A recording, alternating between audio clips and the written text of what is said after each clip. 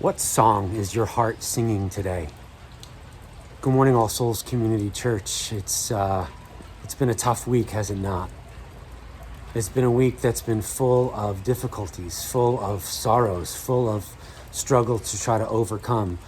We've seen in the last week 8 different people killed in Atlanta, Georgia, 10 people killed in Boulder, Colorado, and just a couple nights ago, a firefighter here in Rockland County killed along with a senior in a fire in Spring Valley.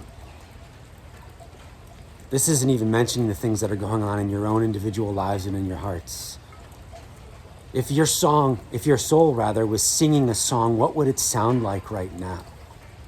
I'm standing outside in the rain, and it's only fitting as today, it's actually Wednesday for me, Thursday for you. I'm about to help with the food distribution at the Sloatsburg Food Pantry, and we're going to be doing all of it in the rain today. And it just seems like, wow, this is fitting. It's just been that kind of week. And yet, in the middle of this kind of week, what I have found is that the very thing we talked about on Sunday, this idea of keeping a streak with Jesus, of being committed to going to him every day, of starting my day with him, of listening to him in his word, it has proved right and true yet again. For it was on Monday and on Tuesday that the Lord put in front of me this passage of scripture, Psalm 18. This song is really what Psalm is, right? It's the songbook of the scriptures, and it's this song where King David sings. This line is line 1. He says,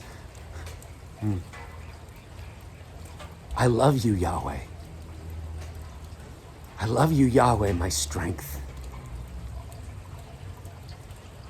In a week where it feels like you're just not strong enough, to hear in the pages of scripture from 3,000 years ago, this guy David, who faced lions and bears, who was politically oppressed by King Saul at the time, chasing him all over the place, who literally faced down a giant named Goliath, who went to battle after battle with the Philistines, the neighboring country, lived in constant fear of his life, had to live out in the wilderness, in caves and running back and forth. This dude knew what it was to suffer.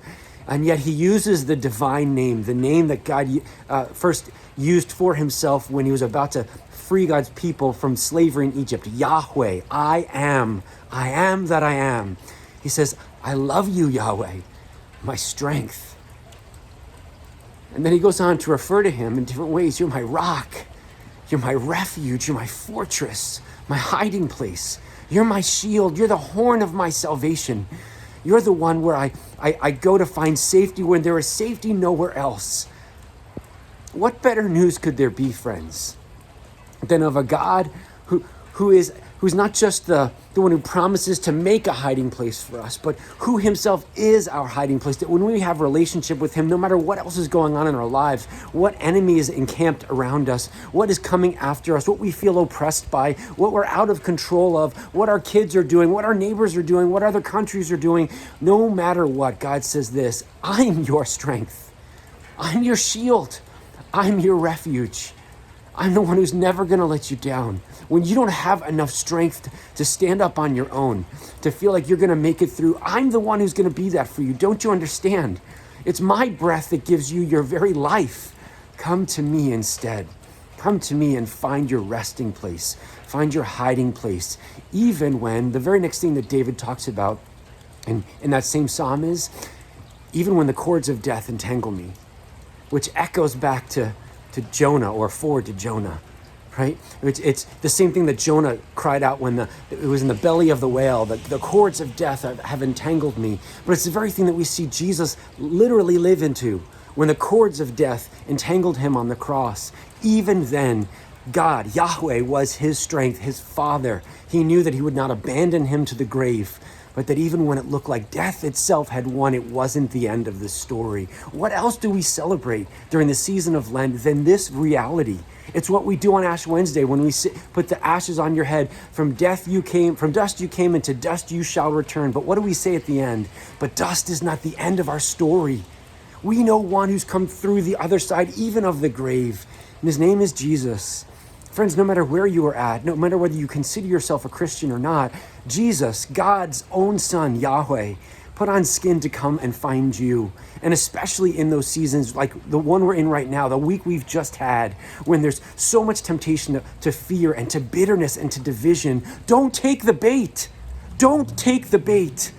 The bait is to try to control and to get angry and to get bitter and to hurt the people around us because we feel like we're out of control. You've always been out of control. We've always been out of control. But the one who's in control, the one who's never out of control, is the one who says, come to me. I'm your strength. And when you do, you start to understand the freedom of not trying to be God, but knowing him, trusting him, being in loving relationship with him. And what you find then and there, and only there, is what you hear David cry at the beginning of that song. I love you, Yahweh, because you first loved me, because you knew me enough to come and find me and help me in my time of trouble. Wherever you find yourself this week, friends, whether it's raining on you like it is me now, or you find yourself breathing a different kind of air, a little relief, wherever it is, know this: Yahweh, the King of glory, has come to find you. He is your strength, your rock, and your refuge. And he's always there for you. Turn to him today. Rest in him today. Find your refuge and your strength. I'm praying that you will. God be with you.